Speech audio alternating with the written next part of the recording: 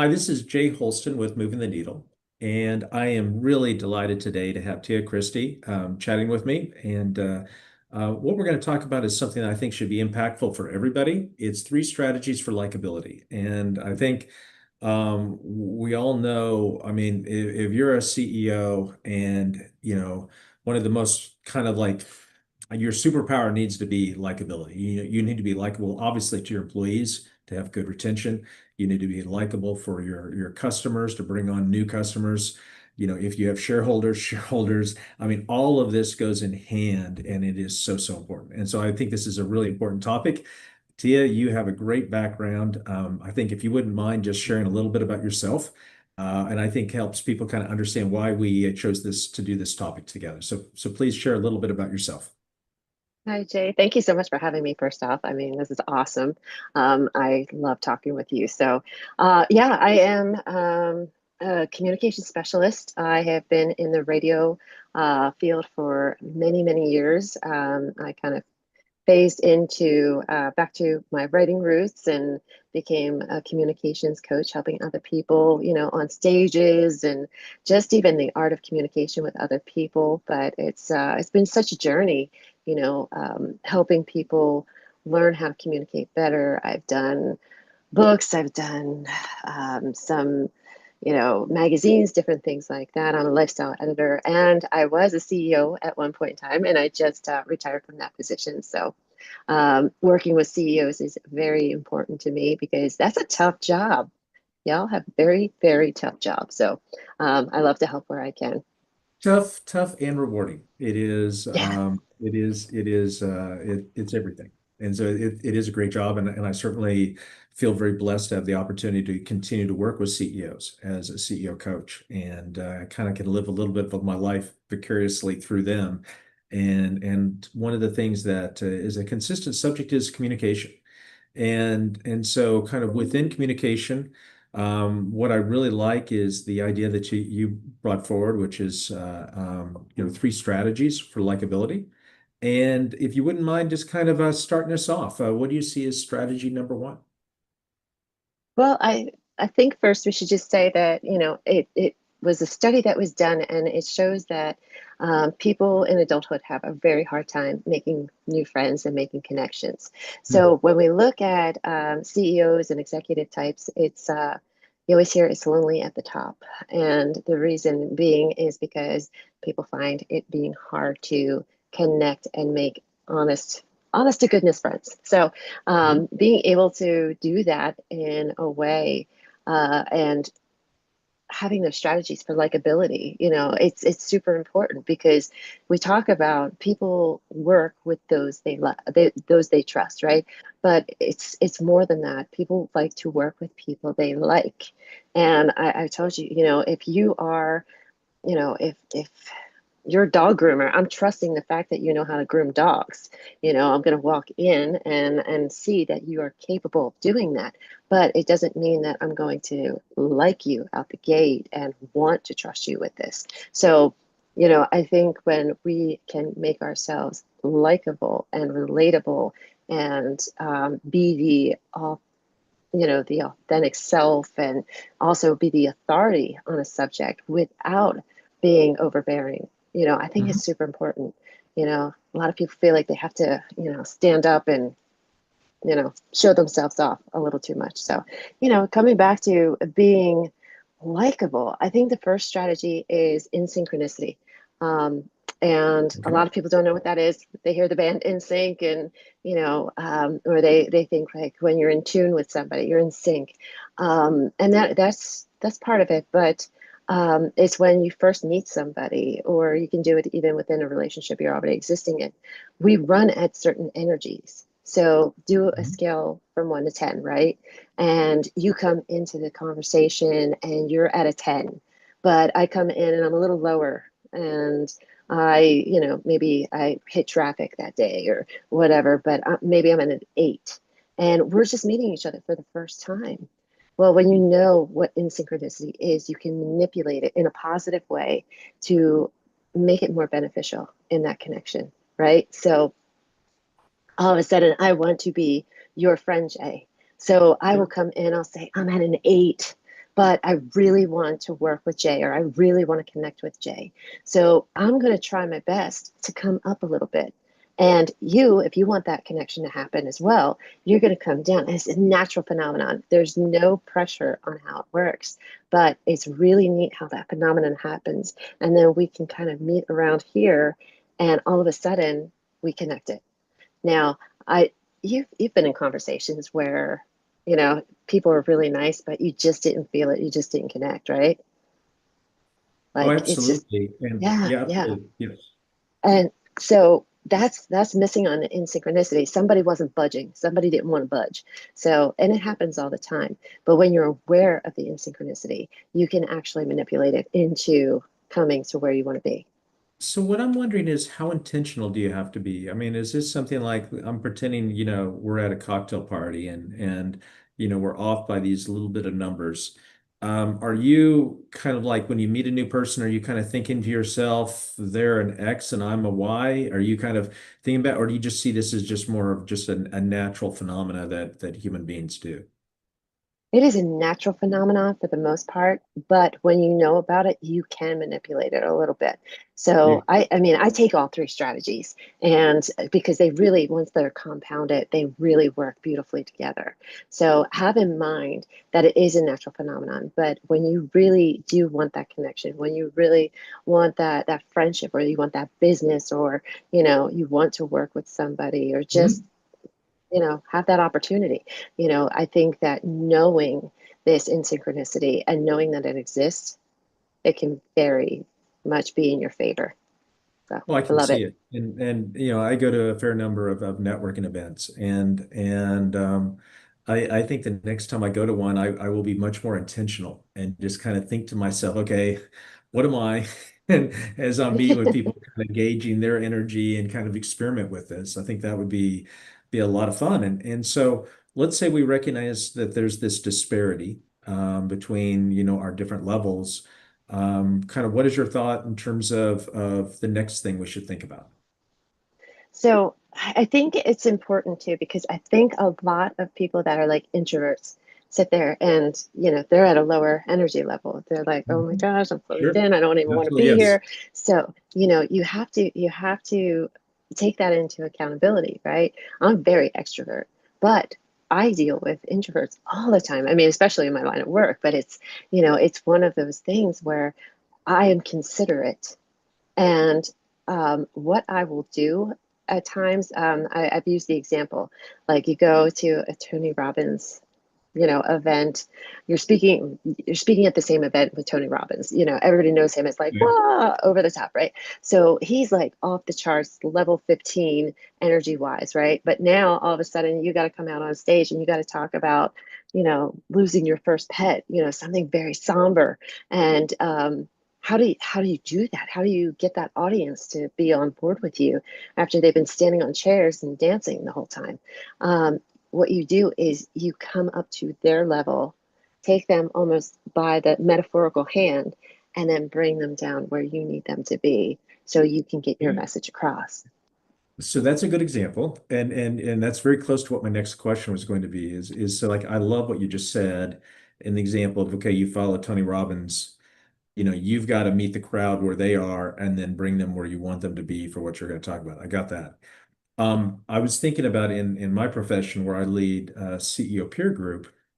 And so I'll have a room of 18 CEOs in a room, and we're usually set up in a U shape. And when we have discussions, my group has certainly extroverts in it, and they're very quick to share what they're thinking. I do have a handful of introverts, and so as you know, the leader of this peer group, one of the things I see as my job is to try to get engagement from everybody. And Yeah, so when you're working with this room of disparity of introverts, extroverts, different energy levels, and you're kind of wanting to go around and ask some people some questions, do you have advice for how to deal with it when it's like the one to many, one me, many of them? So I don't really have that luxury of a one-to-one where I can change my level to that one person. I'm really trying to have an energy level for a room. What advice would you have for me?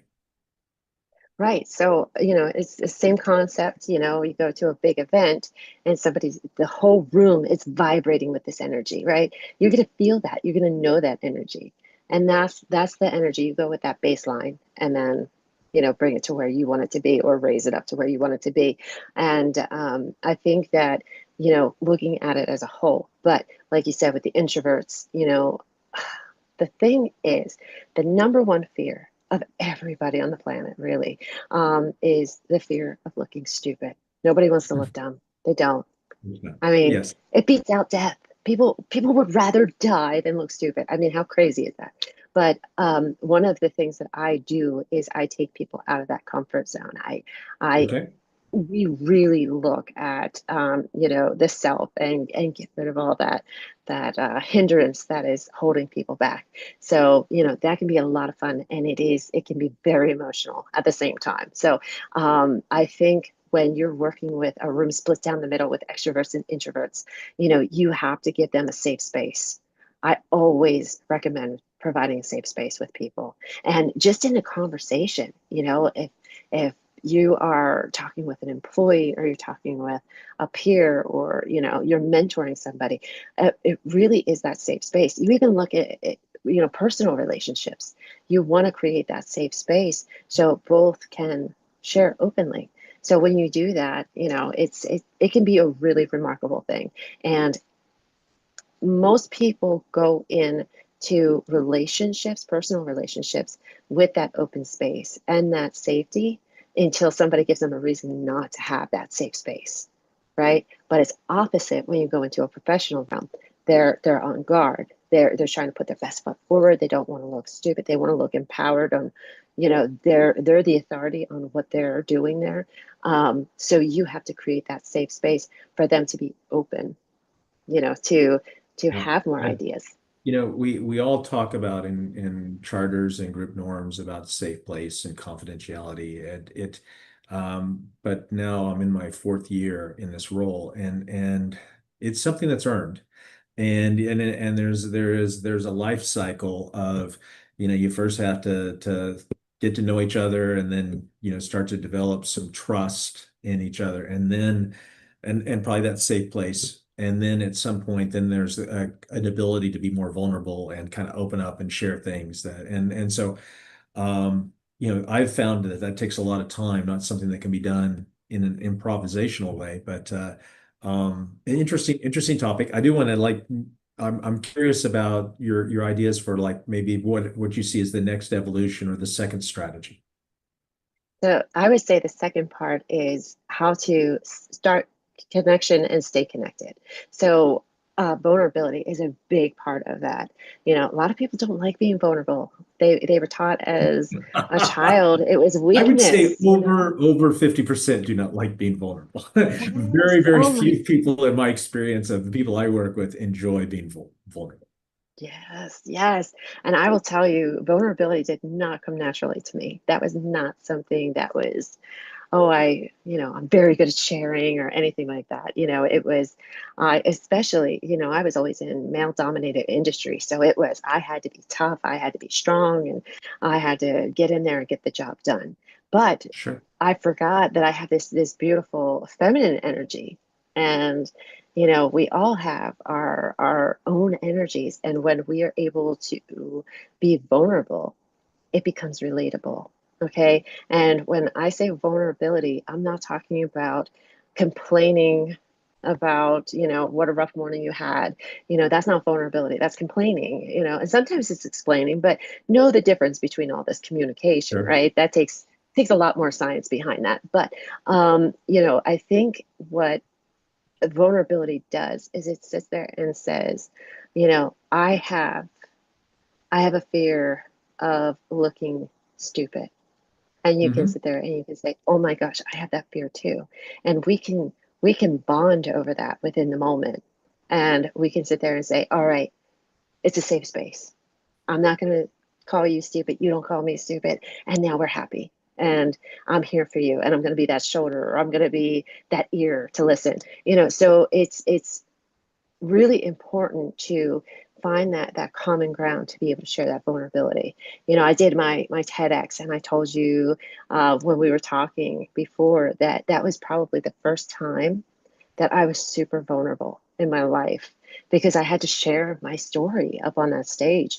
And, I was kind of embarrassed. I was, scared. I had all of these emotions that came in. And all of a sudden I was like, this is the problem. I'm thinking about me in this moment, and it's not about me.